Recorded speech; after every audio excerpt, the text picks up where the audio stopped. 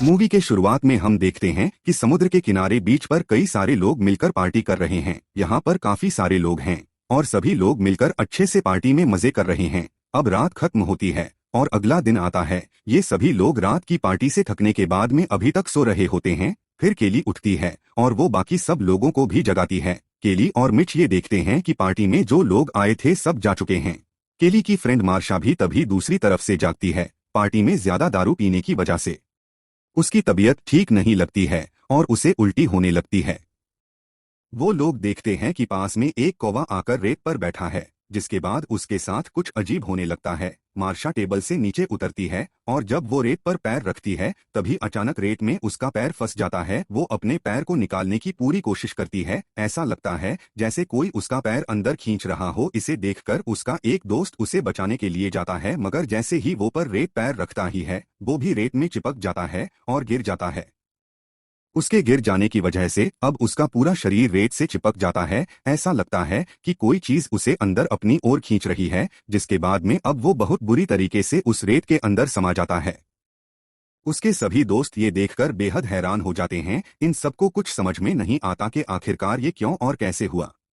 केली चेक करने के लिए रेत के पास में जाकर कुछ ऊपर से रेत के पास में अपना हाथ रखकर चेक करती है, जिससे उसे पता चलता है कि रेत में से कोई चीज है जो बाहर निकल रही है। जिसके बाद में ये सभी लोग जान जाते हैं कि रेत में कुछ ना कुछ गड़बड़ है और हमें अब नीचे नहीं उतरना चाहिए। कुछ समय बाद उनके फ्रेंड गिलबर्ट की आंख खुलती है, जो कि एक बड़े से ड्रम में होता है। पिछली रात में गिलबर्ट के साथ प्रैंक करने के लिए उसके दोस्तों ने उसे उस ड्रम में डाला था। जब गिलबर्ट की आंख खुलती है तो वो अपने आप को उसमें फंसा हुआ देखकर उन सभी लोगों के ऊपर चिल्लाने लगता है। उसके दोस्त उसे बाहर ना निकलने को और शांत रहने को कहते हैं, मगर गिलबर्ट को ये पता नहीं होता है कि वह पर क्या गड़बड़ चल रही है। लेकिन फिर भी सभी लोग गिलबर्ट को समझा देते हैं कि तुम अपनी उसी ड्रम में रहो और हिलने डुलने की कोशिश मत करो। वो सभी अब शांत होकर अपनी अपनी जगह पर रहकर थोड़ा आराम करते हैं। इन सबके पास मदद के लिए अब कोई भी तरीका नहीं बचता है। इन लोगों का फोन भी कार के डिक्की में होता है और सारी रात पार्टी के चक्कर में इन्होंने अपनी कार की लाइट्स चालू रखी थी, जिससे कार की बैटरी खत्म हो गई है और कार भी अब चालू नहीं हो रही है। धूप इतनी होती है जिससे कि सभी का शरीर जलने लगता है। जिसके बाद में ये सब लोग अपनी बॉडी पर बॉडी लोशन लगाते हैं तो इन्हें कुछ आराम मिलता है।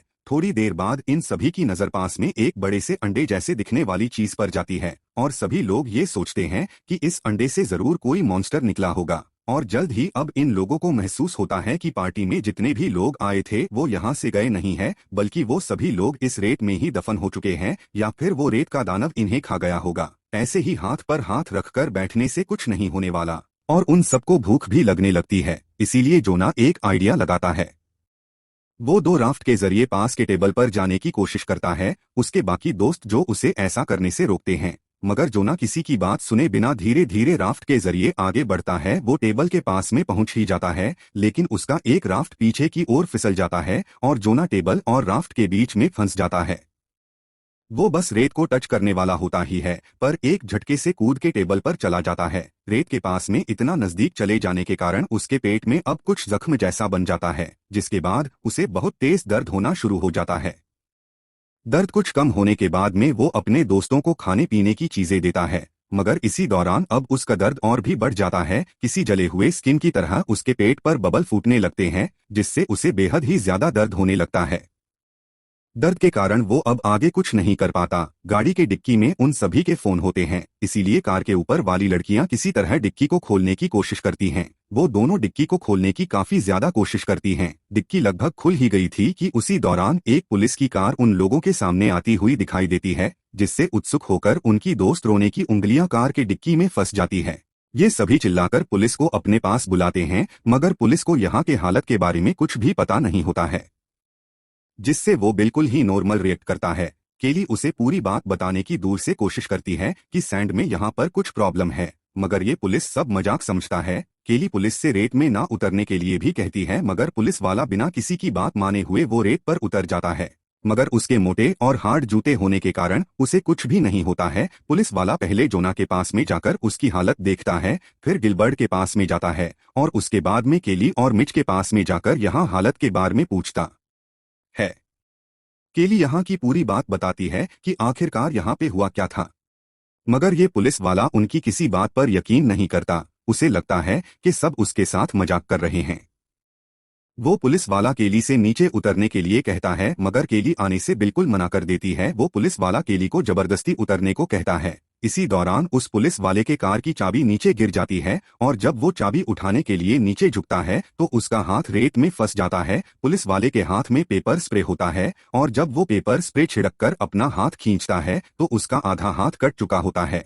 अपना कटा हुआ हाथ देखकर वो बेहद तेज चिल्लाता है और अपना संतुलन खो देने से वो रेत पर गिर जाता है और धीरे धीरे करके वो भी रेत में समा जाता है।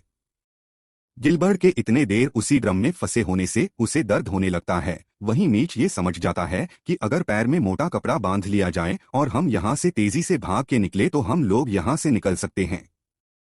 वो चैंडा से कार में रखे हुए कुछ कपड़े मांगता है, मगर ज्यादा उत्सुकता के चक्कर में वो भी रेत पर गिर जाता है और उसकी भी यहाँ पर बेहद ही दर्दनाक तरीके से मौत हो जाती है और वो भी सैंड में समा जाता है।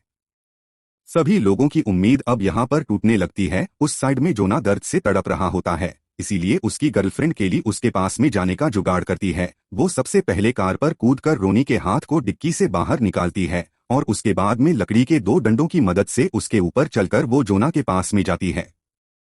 वहीं दूसरी तरफ गिलबर्ट के पेट से खून निकलने लगता है, जिससे कि ये सैंड के अंदर जो भी होता है वो गिलबर्ट की ओर बढ़ने लगता है। इधर 2 लड़कियां जोना के पास में टेबल पर पहुंच जाती है। अब आखिर में सिर्फ रोनी बचती है। जब वो भी उसी डंडों के सहारे से वहां से निकल के आती है तो उसका तभी वहां पर बैलेंस बिगड़ जाता है और वो रेत में गिर जाती है, जिससे उसकी भी यहाँ पर मौत हो जाती है।